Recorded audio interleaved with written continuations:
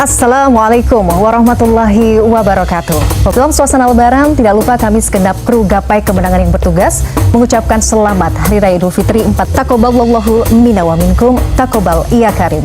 Semoga Allah menerima segala amal ibadah kita dan dengan izin Allah kita kembali dipertemukan dengan Ramadan berikutnya. Amin ya rabbal alamin. Nah pemirsa, Idul Fitri selalu identik dengan perayaan, penuh kebahagiaan karena kita berkumpul dengan keluarga dan kita telah menyelesaikan kewajiban ibadah puasa Ramadan 1 bulan penuh. Namun di sisi lain, biasanya ada titik kritis yang jarang disadari. Kadang ibadah sunnah yang mungkin getol kita lakukan selama Ramadan justru sering kali longgar atau tidak lagi ajak dilakukan pada bulan Syawal. Nah insya Allah hari ini kita akan membahas bagaimana kita mudah-mudahan tetap istiqomah setelah Ramadan. Nah, berkaitan dengan apa yang tadi disampaikan oleh Pak Amir juga, bahwa sebenarnya itu yang jadi perhatian kita semua, jangan sampai setelah Ramadan kita justru kendor. Tapi sebenarnya maksudnya itu kan hal yang wajar nggak sih, kadang-kadang kita tanpa sadar kita juga alami begitu. Wajar nggak Ahilman sebenarnya? Kendor sedikit gitu. Sebenarnya gimana? Iya, Masya Allah. Sebelum saya menjawab pertanyaan dari Mbak Mila, saya juga ingin mengucapkan taqabbalallahu minna wa minkum, siyamana wa siyamakum, kullu amin wa antum bi khair. Selamat Hari Idul Fitri, mohon maaf lahir dan batin. Mudah-mudahan ibadah kita semua diterima oleh Allah Subhanahu wa Ta'ala. Mbak Mila, pertanyaan yang menarik. Ya, memang kalau kita bicara tentang Syawal, kita coba bicara dulu tentang makna dari Syawal ya, dan Ramadan. Ramadan itu kan maknanya adalah pembakaran. Jadi bulan Ramadan Allah membakar setiap keburukan kita dan diganti dengan kebaikan. Makanya orang yang sukses Ramadannya adalah orang yang saat dia berpisah dengan Ramadan, dosa-dosanya diampuni oleh Allah Subhanahu wa Ta'ala. Dan orang yang rugi adalah orang yang saat dia berpisah dengan Ramadan, sedangkan dosa-dosanya tak diampuni oleh Allah Subhanahu wa Ta'ala. Maka kita berharap kepada Allah semoga doa-doa kita dikabulkan, dosa-dosa kita dihapuskan, dan itu menjadi tanda dan bukti bahwa Ramadan kita berhasil. Nah, setelah Ramadan masuk bulan namanya Syawal.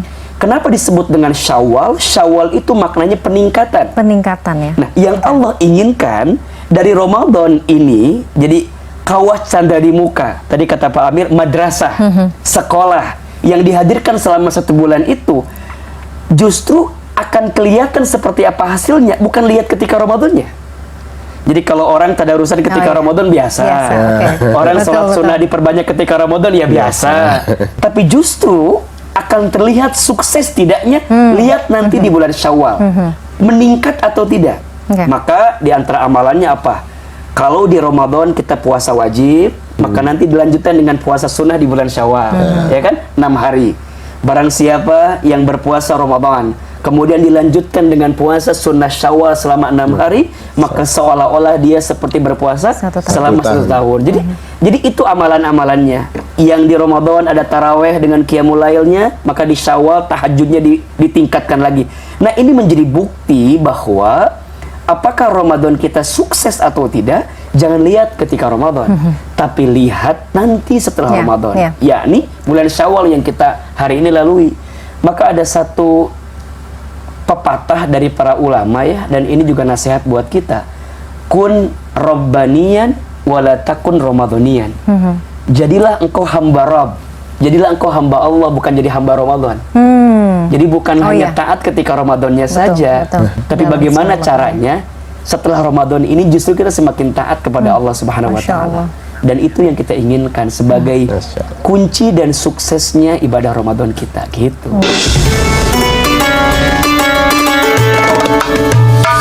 Pemirsa, terima kasih Anda masih menyaksikan Gapai Kemenangan dalam episode Istiqomah Ibadah setelah Ramadan. Kita lanjutkan perbincangan kita. Pak Amir, bicara soal istiqomah, ya setiap orang tuh kan ada masa rajinnya, misalnya pada saat Ramadan, ada futurnya, turunnya mungkin ya pada saat Syawal ada sebagian gitu. Nah biasanya kalau tips dari Pak Amir apa untuk tetap istiqomah nih menjalankan ibadah-ibadah sunnah di bulan Syawal? Kalau saya secara pribadi kita cerita nih, ya Ustaz ya nggak apa-apa ya. Nggak apa-apa, ini untuk motivasi juga ya. Untuk motivasi aja buat pemirsa, bukan untuk ria atau apa nih. Kalau saya sih selama ini antara Ramadan sama Syawal dan bulan-bulan selanjutnya, buat saya sih itu saya anggap biasa aja. Artinya apa yang kita lakukan di Ramadan ini kita usahakan ya terus kita lakukan di bulan-bulan selanjutnya sampai Ramadan datang lagi.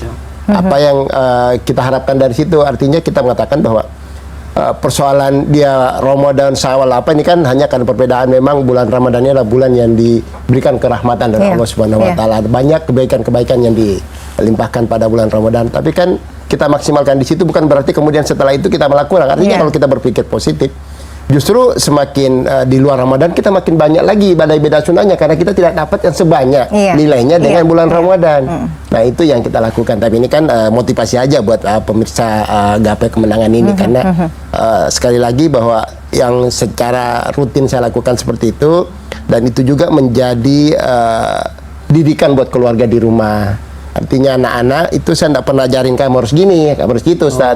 Tapi saya perlihatkan apa yang harus dilakukan anak-anak. Itu aja yang kita lakukan, sehingga anak-anak paham, oh ini orang tua maunya kita seperti ini.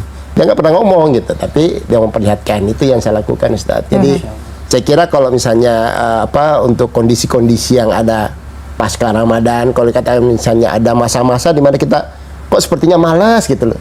Yang kita jadikan motivasi, kok jadi malas sih? Ya, Ramadan aja rajin, masa di luar Ramadan yang pahalanya tidak sebesar Ramadan kita malah jadi malas gitu. Nah ini nih sebagai motivasi aja untuk diri sendiri, misalnya seperti itu. Gitu Mbak Mila. Oke, jadi motivasi diri sendiri, mudah-mudahan sih tetap istiqomah tadi ya setelah bulan Ramadan ya. Tapi ini nambah dulu ya, Ahilman ya. Pak Amir, biasanya kan maksudnya dalam kondisi Syawal ini kan pasti tambah sibuk, saya mikirnya begitu, karena seorang politisi begitu ya, biasanya ada silaturahim gitu. Apalagi ini kan kita tahu ya tahun-tahun mendekati tahun panas, tahun politik begitu. Biasanya seperti apa kemudian hubungan yang terjalin antara sesama politisi, apalagi kita tahu misalnya yang namanya politik itu kan kadang-kadang ada berbeda pandangan, berbeda pilihan. Seperti apa kemudian menjembatani itu dalam bulan Syawal? Yang kita lakukan selama ini dalam kapasitas sebagai politisi, kan kadang-kadang memang kita Ustadz itu beda pilihan ya, beda pandangan, beda pendapat dan lain-lain. Tapi itu kan kita lakukan di dalam forum-forum tertentu. Kalau sudah di luar nggak sama-sama aja kita. Gitu ya, jadi kadang-kadang dalam rapat kita berdebat habis-habisan, begitu keluar kita rangkulan aja. Oh tadi tuh saya maksudnya gini. Kadang-kadang kan kalau kita lihat gontok-gontokannya kenceng juga di dalam, di dalam kelihatan ya, di TV. Biasa juga mau tampil kan udah, padahal keluar enggak tuh. Supaya dapat spotlight ya. Paham ya? Jadi kalau terkait dengan perbedaan pandangan itu saya kira selama ini kita lakukan di dalam. Nah sekarang apa yang kita lakukan ini dengan menjelang tahun politik nih? Nah buat saya sih biasa-biasa aja. Nggak ada yang spesial ya? Nggak ada yang spesial. Karena kalau misalnya kita seakan-akan, ya kesan saya ya selama ini ya, hanya karena mau tahun politik kemudian kita jadi pura-pura baik Ustaz gitu kan. Ini saya nggak mau yang seperti itu. Artinya kita apa adanya aja. Biarkan masyarakat yang menilai gitu. Karena kalau misalnya pas mau pemilu kita tiba-tiba jadi baik selama 5 bulan. Kalau sebelumnya tuh nggak pernah kelihatan di masyarakat. Tiba-tiba mau pemilu muncul terus bagi-bagi. Oh gitu ya. Ini orang masyarakat juga udah paham. Iya. Insya Allah ini masyarakat pasti semakin pintar lagi ya. cari perhatian nih. Ini pasti caleg nih. Ini kan kita jadi risih juga Ustaz kalau gitu. Malah kadang-kadang saya ini yang saya lakukan kadang-kadang. Kalau sudah mendekati pemilu misalnya masa-masa kampanye, saya malah udah bilang sama teman-teman, kalau minta bantuan jangan sama saya ya. Saya nggak mau, nanti dikira ria. Artinya membantu sesuatu hanya karena ada maunya. Nah itu saya hindari Ustaz selama ini. Ya mudah-mudahan itu bisa saya terus lakukan. Karena kalau misalnya kita membantu hanya karena ada keinginan kita atau ria atau karena ada keperluan lain, kesannya kok nggak ikhlas ya Ustaz ya. Nah itu yang saya jaga. Jadi dan itu juga saya sampaikan ke anak-anak gitu. Ya kalau kita berbuat sesuatu ya ikhlas-ikhlas saja lah, persoalan hasil kita serahkan ke atas. Semua sudah diatur lah. Mau jadi terpilih ke DPR atau misalnya ada sesuatu yang menjadi hajat itu yang menentukan di atas bukan orang gitu loh. Jadi kalau kita mau pura-pura baik hanya karena ada maunya, kok jadi risih sendiri gitu Ustaz. Ya gitu Mbak Mila yang saya lakukan selama ini. Jadi Ahilman, kalau misalnya pura-pura baik tuh sebenarnya juga akan terasa nggak sih sebenarnya energinya? Kalau misalnya gini, ada pejabat yang tulus misalnya, atau politisi yang tulus misalnya ingin menjangkau rakyatnya, itu juga kita insya Allah sih pasti terasa ya. Betul. Kalau kemudian ada mendekati tahun-tahun politik, ini kayaknya mau cari panggung aja. Nah itu yang kita juga harus waspadai ya. Pilih yang benar-benar ikhlas dong, Pak Amir ya dong ya. Tahun-tahun politik gitu ya. Ahilman, itu tadi berkaitan dengan hal istiqomah setelah Syawal. Jadi apa tipsnya dong untuk kita-kita ini supaya kita tetap girohnya itu, ya kan, girohnya untuk kemudian tetap semangat itu selalu ada. Iya, ada kalimat begini, setiap manusia itu rugi, kecuali orang yang berilmu. Setiap yang berilmu juga rugi, kecuali orang yang beramal. setiap yang beramal juga rugi kecuali orang yang ikhlas. Dan setiap yang ikhlas juga masih berpotensi rugi kecuali orang yang istiqomah dalam Masya menjalankan Allah, amalnya. betul. Maka kalau kembali kepada pertanyaan, gimana caranya biar istiqomah? Kembali pada poin yang tadi. Satu, berarti tambahin lagi ilmunya. Orang itu akan kuat beramal kalau ada ilmu kan? Karena ilmu itu akarnya amal, dan amal itu buahnya ilmu. Orang beramal nggak pakai ilmu maka akan rapuh. Nah, orang berilmu tapi nggak diamalkan seperti pohon yang tidak berbuah. Maka saat dia ingin menguatkan amalnya, maka ilmu yang harus ditambahkan. Nah, yang kedua berarti amalnya harus disegerakan. Ada bahasa begini Pak Amir, Allahumma paksain ya. Oh, iya. Jadi sesuatu itu Masya akan Allah. jadi sesuatu kalau kita Iya. memaksakan. Betul nggak Pak Amir? Iya. Kalau kita nggak memaksakan mah, ya pasti akan banyak alasan. Silaturahim. Kalau nggak maksain mah, pasti banyak alasan. Kita mau mudik, kalau dipikir-pikir biaya mahal, macet, betul? Tapi kenapa kita mau pulang? Karena kita tahu mudik itu ketemu dengan keluarga, saudara, silaturahim, pahalanya luar biasa. Kata Nabi, barang siapa yang ingin dipanjangkan umurnya dan dilapangkan rezekinya, sambungkan tali silaturahim. Ini kan ilmu. Maka dengan ilmu jadi amal. Nah, amal itu biar makin kuat kudu ikhlas. Apa itu ikhlas? Ikhlas itu berharap. Berharap sama siapa? Sama Allah. Maka tadi menyinggung yang tadi Mbak Mila sampaikan. Kalau ada politisi yang baiknya Jelang-jelang menjelang pemilu, ya ada persoalan ini. Patut dipertanyakan Patut keikhlasannya. dipertanyakan. Oh, Masya Allah. Nah, makanya nih Pak Amir, saya tunggu nggak hanya datang hari ini saja, tapi akan datang terus meneruskan kemenangan. Karena ini menunjukkan bahwa ketulusan dan rakyat tuh udah cerdas sekarang. Iya. Akan tahu sekali mana yang tulus, mana yang modus gitu kan. Betul. Iya kan? Tulus dan modus. Iya. Bisa jadi bahasan gitu ya. Iya, betul. Jadi dengan amalnya dia ikhlas, nah baru nanti akan dikuatkan dengan istiqomah. Istiqomah itu kan berkelanjutan ya, istimror, terus menerus berkelanjutan. Maka agar semakin kuat ilmunya ditambah, amalnya disegerakan, ikhlasnya dimantepin lagi. Nah, tentu adalah doa. Karena yang bisa menguatkan kita untuk istiqomah itu kan bukan hanya kita ya, tapi Allah. Yes. Maka ada beberapa doa yang bisa pemirsa juga amalkan untuk dibaca.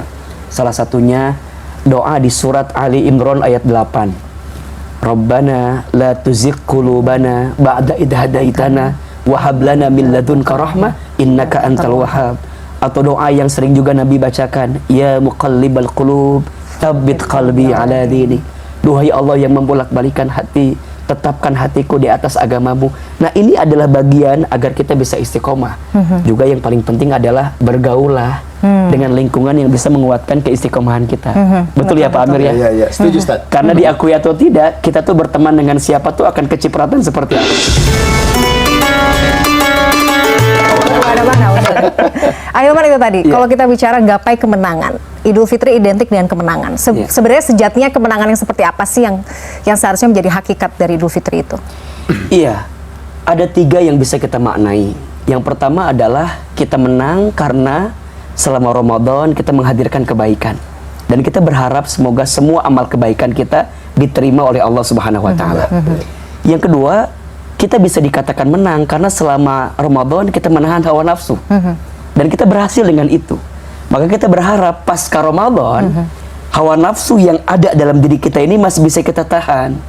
Yang pemarah jadi pemurah, yang pemukul jadi perangkul, yang pengejek jadi pengajak, yang pembenci jadi penyayang, yang pendengki jadi pemaaf. Nah, ini dikatakan menang kalau bisa seperti itu. Artinya bisa lebih mendamaikan hati, dan itu menang. Dan selama Ramadan kita sukses menahan diri kita. Nah, yang ketiga tentu berharapnya adalah menang agar pasca Ramadan kita melangsungkan kebaikan selama 11 bulan ke depan, dan sampai nanti kita bertemu lagi dengan bulan suci Ramadan. Jadi itu yang kita harapkan. Maka mudah-mudahan pupuk semua kebaikan selama madrasah Ramadan kemarin, lanjutkan dengan bulan Syawal yang selanjutnya ke depan, maka insya Allah kita akan bisa meraih keistiqomahan. Ya, walaupun tentu berat. Istiqomah itu berat karena pahalanya surga. Kalau ringan kipas angin.